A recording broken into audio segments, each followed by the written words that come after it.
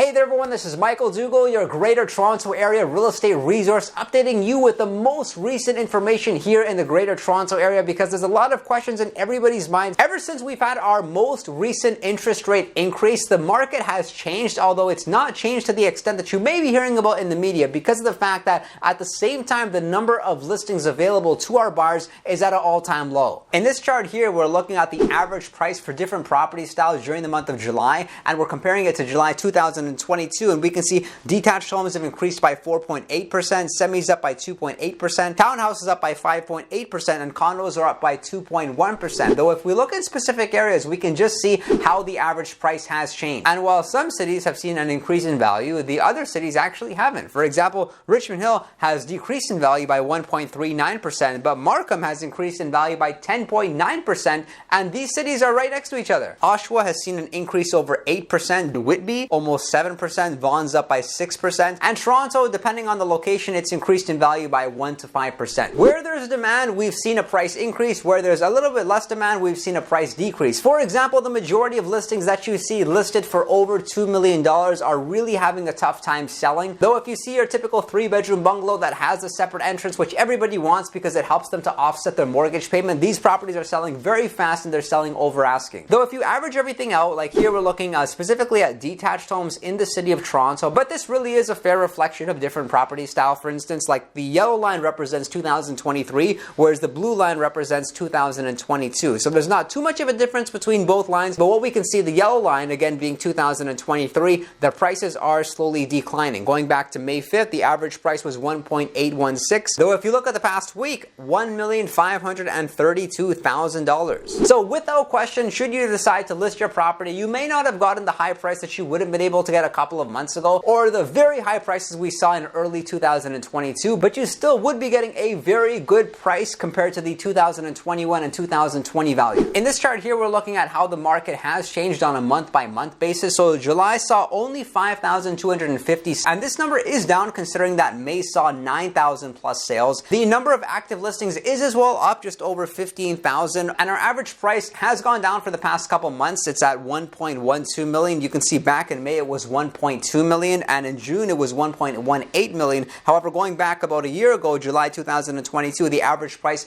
was 1,070,000. And at the same time as prices increased and then decreased, the same thing happened with days on market. It hasn't really changed much. So during the time when our average price was 1.2 million, the average home was selling in 14 days now. So now we're seeing less sales. We're seeing the average home take a little bit longer to sell, 17 days on market. That's still a relatively short time, and our average price being at 1.12 million. Fortunately for all of our great buyers out there that are not looking to buy resale because of the current interest rate, they're able to buy pre-construction, and we are seeing more demand for pre-construction homes right now than we've seen probably in a couple of years. And that's because buyers understand that their payments would be made in installments, and they wouldn't have to buy with the current interest rates because when they close on the property at that time, that's when they would worry about the interest rates, and most people are optimistic that the rates would be lower at that time. And of course, projects come out differently than we expect them to be because we're buying based on a floor plan and based on some visuals rather than buying resale where you have a chance to look at the property, look at the amenities, bring your family and your friends and actually understand what the vibe is like. But fortunately, buyers are offering very low prices right now. Builders like Center Court, like Madame E Homes, and we actually have access to get these units at a discounted price. And this is all across the GTA from York Region, Durham, Toronto, Peel Region, even Kitchener. So if you want to learn more about buying pre-construction and I can share some projects and how it works for you financially, then make sure to reach out to me. Of course, if you are considering buying or selling, call me.